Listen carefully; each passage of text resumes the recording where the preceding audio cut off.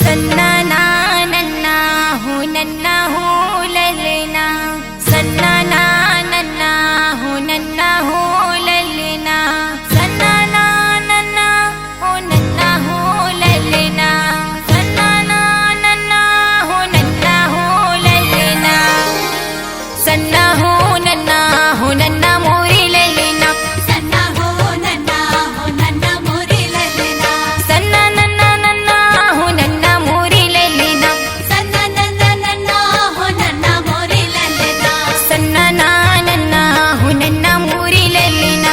सन्ना नन्ना हो नन्ना मोरी ललना।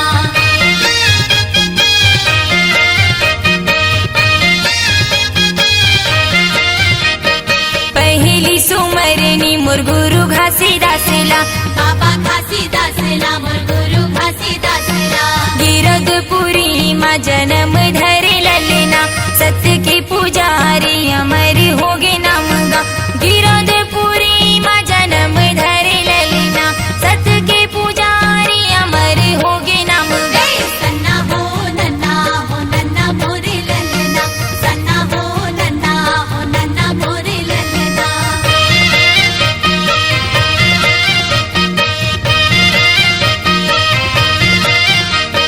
दूसरे सुमरनी मोर गुरु अमरदासला, सपुरा के कोरा जन्म धरे ललना, दूसर सुमरिनी मोर गुरु अमरदासला, सफुरा के कोरा जन्म धरे ललना, जन्म धरे ललना, जन्म धरे ललना। जन्म धरे ललना, जन्म धरे ललना।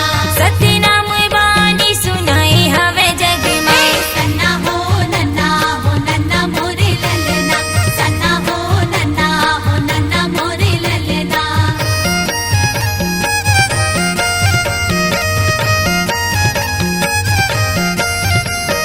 तीसरी सुमरनी मोर गुरु बालक दासला, बाबा बालक दासला, मोर राजा बालक दासला, तीसर सुमरिनी मोर गुरु बालक